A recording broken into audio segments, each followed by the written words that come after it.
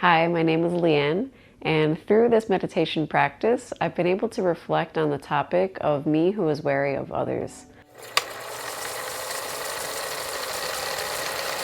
Before I started meditation, I was always somebody who was very wary of others.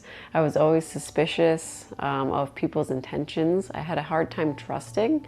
I kind of always had this paranoid feeling that people were talking bad about me or that everybody secretly hated me. Even the people that I was close to, I always kind of had some kind of guard up and some suspicion that when I left the room, maybe they were saying something about me. When I reflected on this topic, what I actually realized was that when I was a child in elementary school, my best friend at the time, she was actually very mean to me. She would bully me, she would make up lies, she would pull pranks, and she was very manipulative. But at the time, I hadn't realized any of that. It was actually just looking back on it that I came to realize those things. And on top of that, as a teenager and into my early adulthood, I was in a very toxic relationship where I was constantly walking on eggshells around this person and compromising my values to keep this person happy and sort of keep their temper at bay. And so all of these things that I was carrying around, they really, really affected my interactions with people down the road.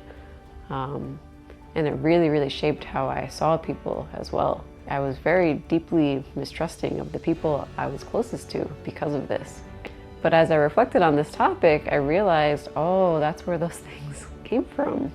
So through meditating on this topic, I was able to see all of these things and reflect and actually let go of all of those things that I was carrying.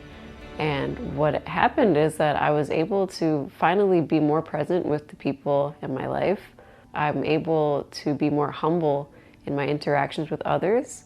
After becoming aware that I had this mind, in the moments that I was faced with feelings of anxiety or feelings of anger or overreaction to something where I questioned somebody's intentions, in the moment I was actually able to realize, oh, this isn't them, it's actually me.